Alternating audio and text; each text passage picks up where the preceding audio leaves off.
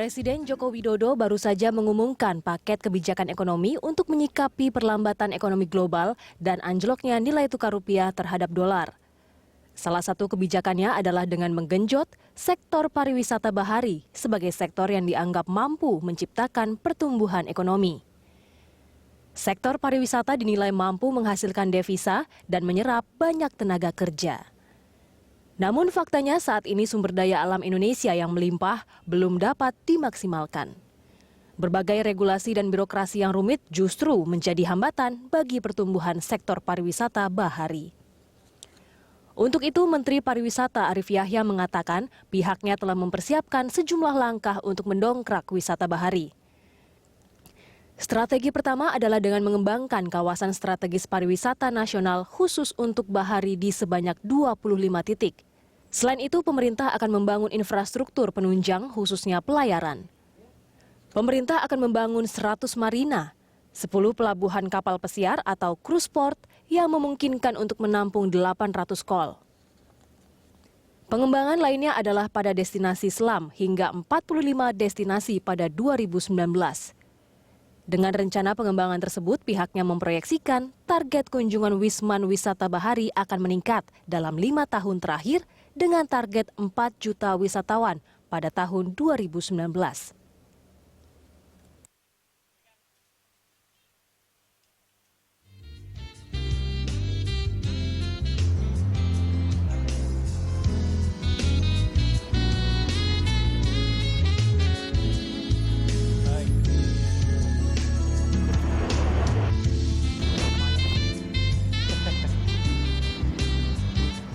Ya emang kalau ngomongin wisata bahari ini kita berapi-api, jadi harus minum dulu gitu ya Pak Haji ya. Ini apa nih?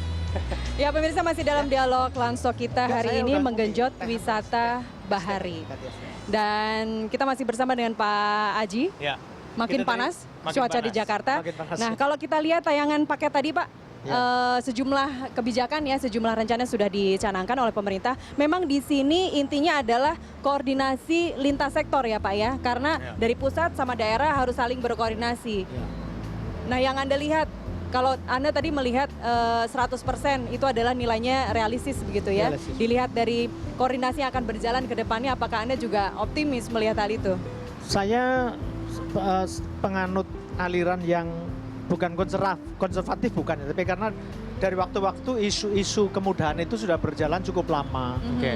Koordinasi antar jadi sektor yang juga. Kebijakan ini menurut Bapak ini bukan barang baru begitu? Sebetulnya bukan barang baru, cuman sebetulnya eksekusi dari kebijakan itu yang lebih penting. Betul. Sampai di tingkat lapangan. Jadi tidak cukup misalnya hanya keluar perpres lalu biarkan. Kan yang awal siapa?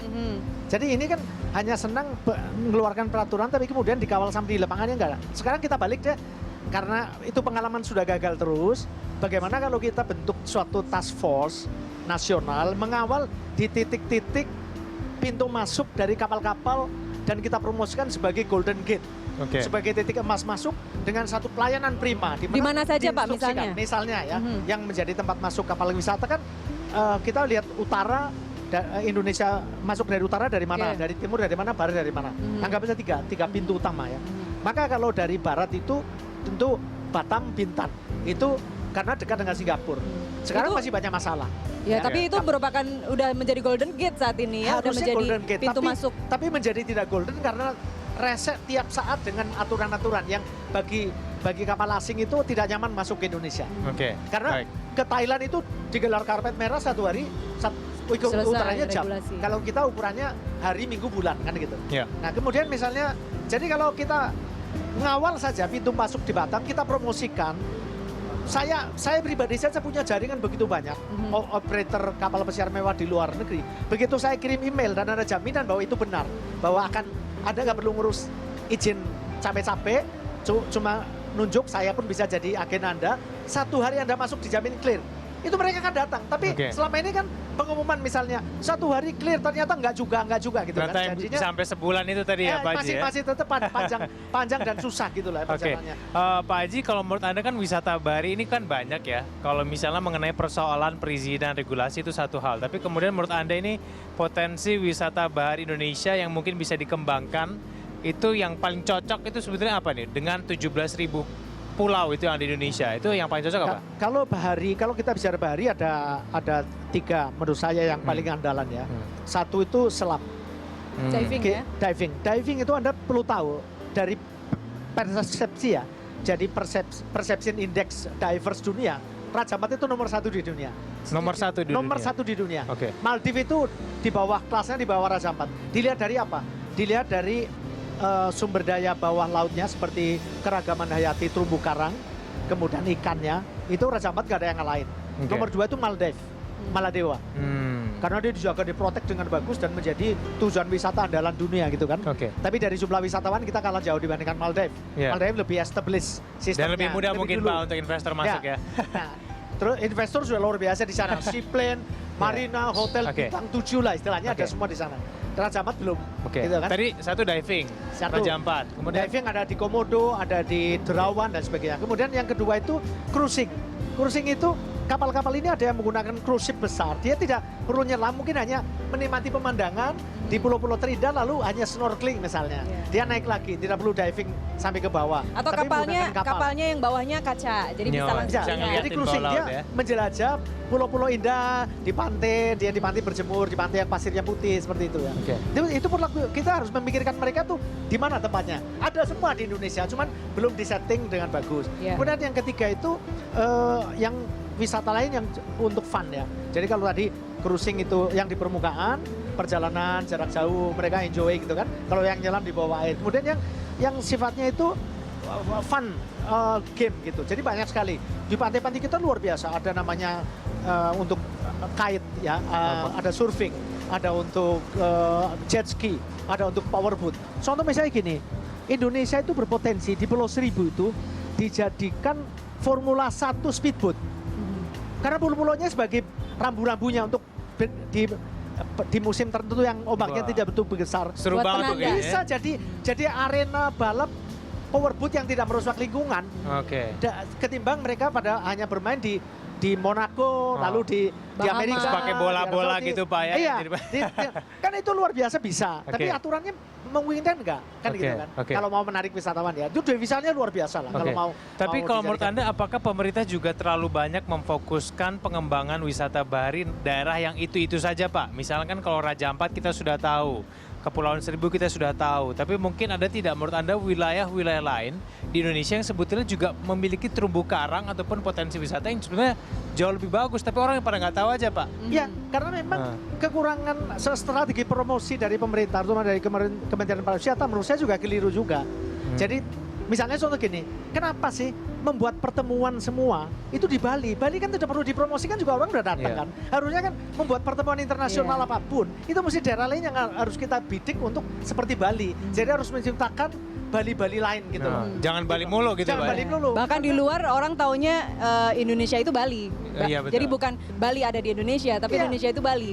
Soalnya itu Balik ya. itu simple ya, cara Misalkan yang paling buat mais simpel ya. kan, kalau punya anggaran pemerintah mau mengundang misalnya international conference ataupun apa, kan tidak wajib di Bali juga. Bali kan Iya. sudah mungkin over capacity. Mhm. Ya kita ciptakan Bandung daerah kemarin ya, baru, Pak, ya. Yang ya kalau bahari berarti harus di pulau. Misalnya conference di Manado itu Iya. memenuhi syarat juga. Iya. Kemudian di Oke. mana lagi ya di Sorong misalnya kita bangun. Kalau perlu kan kita pun punya ide yang inovatif kan. Iya. Jadi membuat marine park di satu pulau kecil dijadikan. Kan bisa juga. Ada permainan sehingga orang yang dari daratan besar itu, pulau besar, tiap hari orang Indonesia aja akan bisa. Berarti itu kan kaitannya memang dengan pemerintah pusat, di mana jalan atau transportasi menuju ke tempat itu harus benar-benar bagus, harus benar-benar terjamin begitu ya. Akses lah, aksesnya. Akses jalannya. Jadi dalam hal ini yang Bapak bilang tadi, lintas sektoralnya harus berjalan di sini. Jadi jangan hanya misalnya di pedalaman Jogja yang lautnya masih sangat indah, di Tulung Agung atau ada pedalaman Pantai yang Selatan itu ya? Pantai Selatan, Ya. tapi jalan ke sana kan nggak bisa. Betul. Bis juga cuma satu jalan aja tuh, bukan yang jalan yang lebar yang Ya. bisa dilewatin oleh 4 jalur Ya. mobil begitu. Ya memang menurut saya gini ya, kalau kita mau bicara jujur, sebetulnya ada dua pendekatan dalam mempromosikan pariwisata bahari. Kalau menunggu infrastruktur kan lama. Infrastruktur memang kan sebagai akses yang akan membuat orang nyaman. Betul. Tapi sebetulnya kalau kita jujur, wisatawan bahari dunia itu hunting dimanapun tempat asal tadi regulasinya friendly gitu loh. Butuh itu saja. Jadi infrastruktur bisa datang belakangan. Sebab itu kan orang bangun infrastruktur kan kalau misalnya tidak ada turisnya juga rugi kan. Ya. Jadi seperti telur dan ayam duluan mana. Oke lah, sekarang Indonesia mungkin yang paling bagus karena APBN juga terbatas. Coba kemudahannya dulu uang ini nggak bayar kok. Bikin aturan yang mudah itu kan nggak mengeluarkan duit. Iya. Sekarang misalnya pemerintah menggelontorkan kemudahan visa berpuluh-puluh negara. Tapi kenapa kemudahan kapal masuk nggak bisa diciptakan? Iya, iya. Jadi ada kontraproduktif di situ gitu. Baik. Nah, kalau kita lihat ya, Raja Ampat sangat indah, sangat bagus, tapi sayang sekali di masyarakat kita sendiri hanya sedikit sekali yang pernah atau sedikitnya mencicipi diving di sana atau snorkeling di sana gitu. Mereka lebih tahu ya Pantai Mutiara lah yang Karena paling terlalu murah, mahal. karena terlalu mahal. Ya. Nah, berarti hal seperti itu harus didukung dengan apa? Misalnya tiket yang murah untuk wisatawan dalam negeri begitu ya, atau seperti apa langkah-langkah yang harus dilakukan, Pak? Kementerian Pariwisata ini Pak Menterinya bagus, cukup agresif ya. Dia sudah bicara dengan saya beberapa waktu yang lalu diskusi. Dia sekarang lagi dengan Kemlu juga kerjasama. Ini akan ada kapal-kapal Pelni yang akan dirubah jadi sudah kerjasama dengan Pelni, dengan BUMN. Kapal Pelni yang Udah berapa tahun tapi untuk Pak? mengangkut transport penumpang kan nggak laku. Iya. Sekarang mau dirubah jadi kayak kapal cruise. Ini minggu depan, bulan Oktober awal akan ada uji coba. KM Kelut itu untuk membawa tour operator dari Jakarta ke Batam mau dicoba.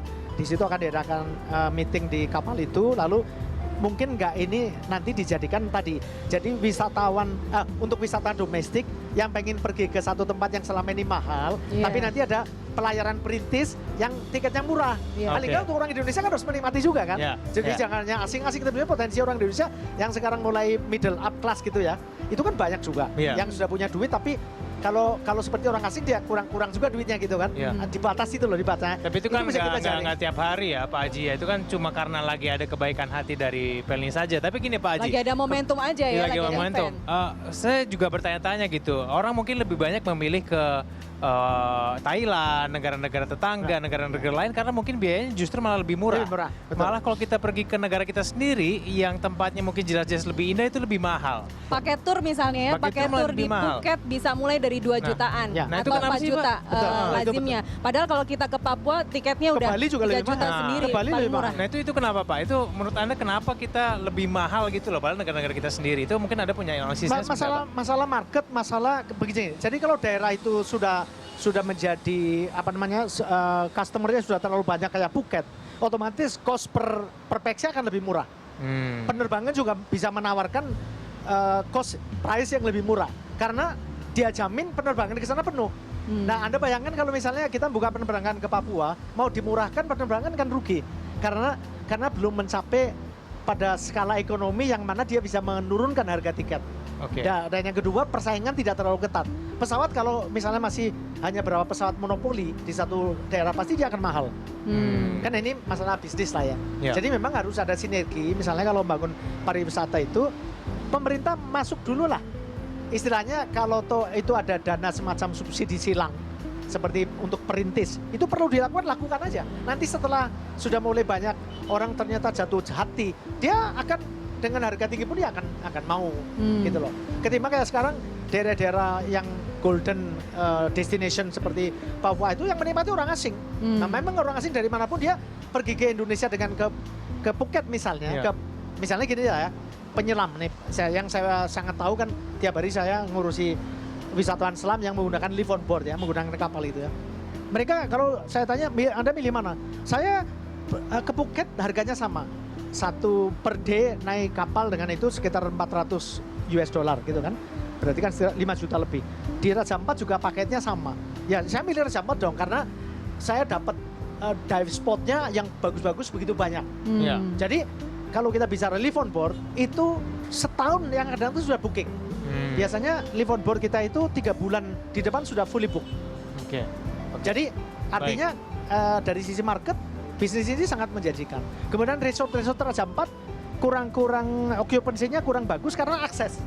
Jadi tidak ada misalnya gini, saya misalnya mau ke resort A gitu ya, yang di Wayak yang paling bagus tempatnya. Perjalanannya naik speed itu 8 jam. Dan kesananya juga dari Raja Ampat kan nggak mungkin kita mabuk dulu di jalan kita. Dan menginapnya juga mahal karena banyak dikelola oleh asing kan Pak kalau di Papua. Ya sebetulnya itu relatif juga karena begini, memang di sana kan orang investasi kan tidak ada dukungan apa-apa ya. Dia harus bangun genset sendiri, memang dia kan harus return.